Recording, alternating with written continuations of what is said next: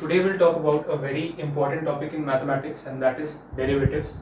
So to understand what is derivatives, we'll talk about its theoretical and its geometrical implications. Okay. So derivatives में घुसने के पहले मैं एक एग्जांपल देके, रियल लाइफ एग्जांपल देके इस चीज़ को अंडरस्टैंड करने की कोशिश करते हैं. ठीक है. So let us say that we have, कहते हैं कि हमारे पास दो हिल है. ठीक है, दो माउंटेन है और ये है हमारा दो माउंटेन. ठीक है, ऐसे और ये ऐसे. तो अगर इस पे किसी को चढ़ना हो, अगर इस पे तुमको चढ़ना हो, ठीक है, तो तुम्हें कौन सा चढ़ना ज्यादा इजी लगेगा, ये वाला या ये वाला? So definitely the answer will be this one. Why? ठीक है, now we come to the question why. क्यों ये चढ़ना ज्यादा इजी है इस माउंटेन से? लेट अस से this is mountain 1 and this is mountain 2.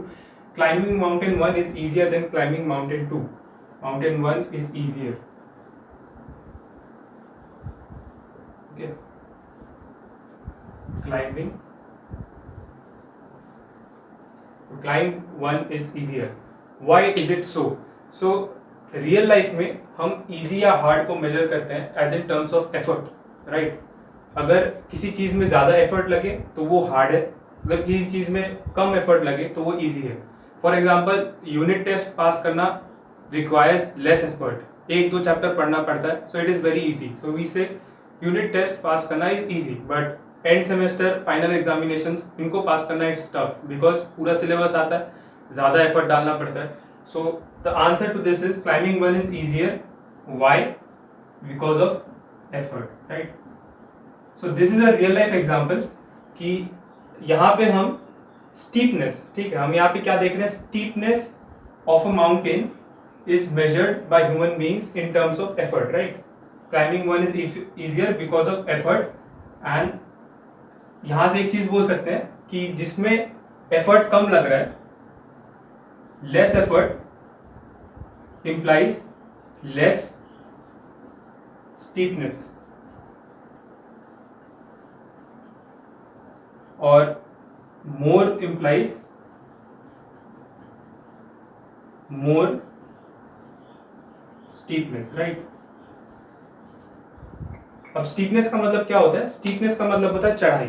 ठीक है, 1 को चढ़ना हार्ड है, 1 को चढ़ना इजी है, सॉरी 1 को चढ़ना इजी है बिकॉज 1 में एफर्ट कम लग रहा है और 1 कम स्टीप है, 1 का चढ़ाई कम है. और 2 को चढ़ना हार्ड है क्योंकि 2 में ज्यादा एफर्ट लग रहा है और 2 का चढ़ाई हार्ड है, राइट? 2 में स्टीपनेस ज्यादा है. तो एज इन कंपेयरिंग माउंटेन्स की मतलब चढ़ाई को हम लोग कंपेयर कर सकते हैं इन terms of effort, in terms of steepness, right? But अगर यही हम मैथ्स में आ जाए तो मैथ्स में एफर्ट हैज नो वैल्यू, मतलब एफर्ट को हम डिफाइन नहीं कर सकते. ठीक है, तो हमें कुछ ऐसा डिफाइनिंग फैक्टर चाहिए. We need a defining factor, right? We need a defining factor which can help us measure this steepness. Defining factor to measure steepness, right? Now what is this defining factor? This defining factor is derivative. अब तुम मेरे से पूछ सकते हो कि हम लोग को स्टीपनेस क्यों मेजर करना पड़ रहा है मैथमेटिक्स में? मैथमेटिक्स में तो माउंटेन्स नहीं होते, तो मैथमेटिक्स में स्टीपनेस मेजर करना इसलिए जरूरी है क्योंकि मैथमेटिक्स में होता है ग्राफ, है ना? और ग्राफ कुछ ऐसे ही होते हैं. अगर इसको मैं माउंटेन्स ना करके इसको अगर मैं एक्स वाई एक्सिस कर दूं, so this can be a graph. Say this is graph 1, this is graph 2. इसको मिटा देते हैं अभी के लिए, है ना? ये ग्राफ है, ये ग्राफ है. अगर मैथमेटिक्स के बारे में बात करें तो मैथमेटिक्स में we define derivative of any curve, any graph as its steepness. ठीक है, अगर यहाँ पे अगर बात करें तो पहले हमने इसको माउंटेन बोला था, अभी अगर हम इसको ग्राफ बोले तो अभी भी सेम ही मीनिंग आता है कि अभी इसमें इसका स्टीपनेस कम है, लेस स्टीपनेस, और इसका स्टीपनेस ज्यादा है. ठीक है, तो अभी तो हम ये देख के बता रहे हैं. अगर हमें ये ग्राफ ना दिया हो तो हम कैसे बताएंगे? तो ये हम बताएंगे by the method of derivative. तो we will talk about how to find derivative और उसको हम विद एग्जांपल शो करेंगे कि ये कैसे हमें पता चलेगा कि अगर हमें ग्राफ दिया हो, अगर हमारे पास ग्राफ नहीं दिया हो तो हम कैसे बताएंगे कि डेरिवेटिव से कौन सा ज़्यादा स्टीप है, कौन सा लेस स्टीप है। यहाँ पे स्टीपनेस से मतलब है चढ़ाई का, चढ़ाई से भी अगर नहीं समझ में आए तो you can say slope. Slope, this is the very accurate term that we use, और ये बहुत बार एनकाउंटर करोगे when we talk about derivative. So slope और स्टीपनेस, अगर ये भी कंफ्यूजिंग लगे तो सिंपली यूज द वर्ड चढ़ाई, या फिर simply you can use any other word which is equivalent to these two words, right? But slope is the formal word that we use. So derivative का जो actual definition है, ठीक है, if we go by the definition of derivative, then it states that derivative of a function at any point x, okay, derivative of a function fx, this should be mentioned, derivative of a function fx at any point x is given by this limit, which is limit h tending to 0 f of x plus h minus f of x by h. Okay, so this whole thing is the derivative provided the limit exists, and this is also a very important part. Now what is the meaning of this? First come to this derivative of a function fx. किसी भी function fx का जो derivative होता है वो ये limit होता है।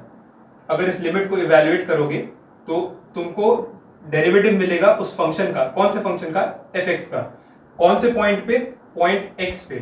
अब ये जो डेरिवेटिव है, this derivative will only exist if the limit exists. Now अगर limit, if the limit does not exist then the derivative does not exist. तो ये जो लिमिट है इसको हम लोग, ये जो डेरिवेटिव है इसको हम लोग लिखते हैं ऐसे, D by d x of f x. ठीक है, अगर तुम ऐसे लिखना चाहो, इसको इतना लंबा नहीं लिख के हम लोग लिखते हैं d by d x of f x, या फिर f dash of x. Dash मतलब derivative. So this is written as d d x of f x और एफ डैश ऑफ एक्स। ठीक है, so we will take an example and understand how this is related to the steepness, the slope that I was previously talking about. Okay, now you should remember one part, that this whole limit and evaluation by this whole limit form, इस form से अगर तुम derivative निकालते हो तो उसको कहते हैं फर्स्ट प्रिंसिपल।